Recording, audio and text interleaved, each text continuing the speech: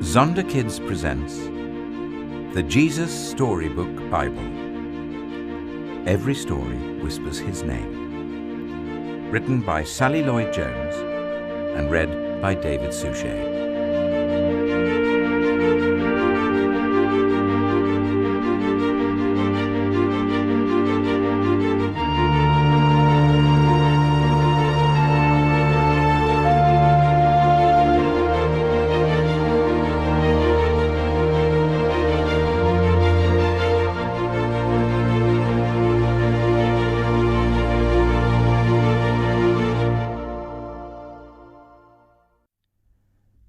A new beginning.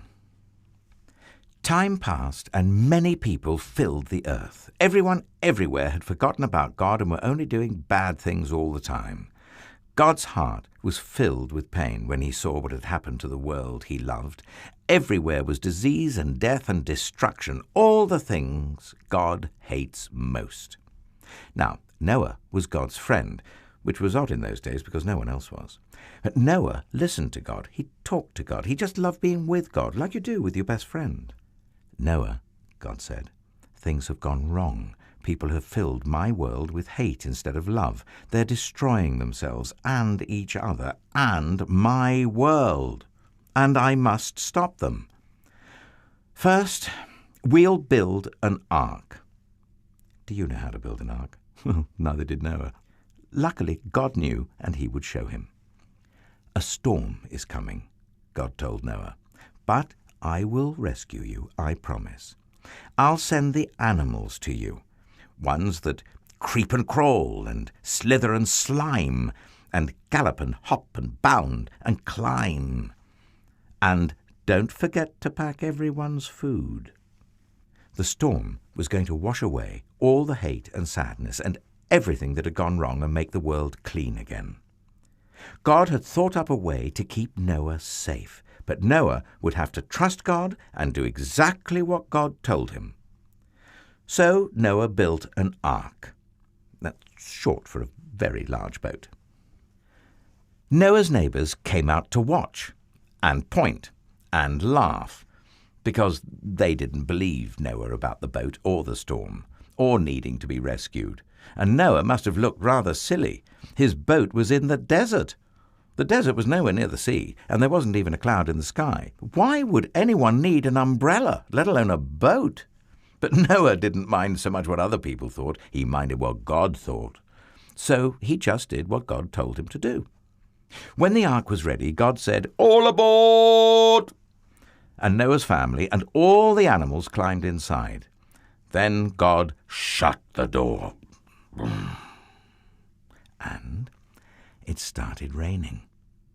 For minutes that joined up into hours, that joined up into days, that joined up into weeks and weeks.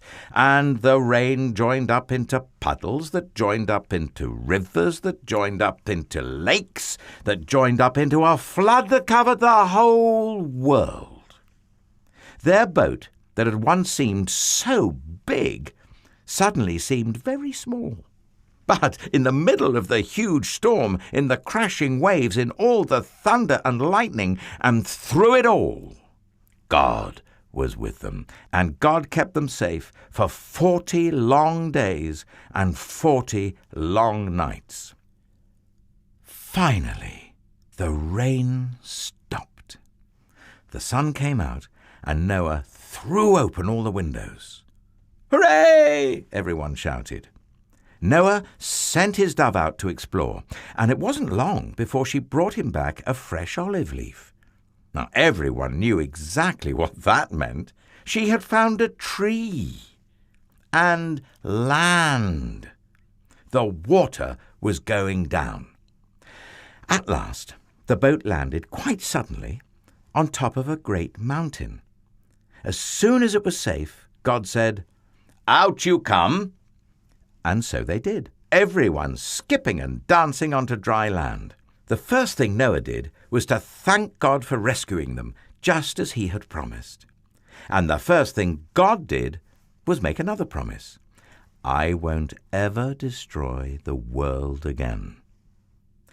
And like a warrior, who puts away his bow and arrow at the end of a great battle. God said, "See, I have hung up my bow in the clouds." And there, in the clouds, just where the storm meets the sun, was a beautiful bow made of light. A rainbow. It was a new beginning in God's world. It wasn't long before everything went wrong again. But God wasn't surprised. He knew this would happen.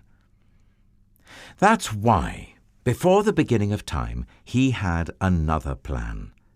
A better plan. A plan not to destroy the world, but to rescue it. A plan to one day send his own Son, the rescuer. God's strong anger against hate and sadness and death would come down once more, but not on his people or his world. No, God's war bow was not pointing down at his people. It was pointing up into the heart of heaven.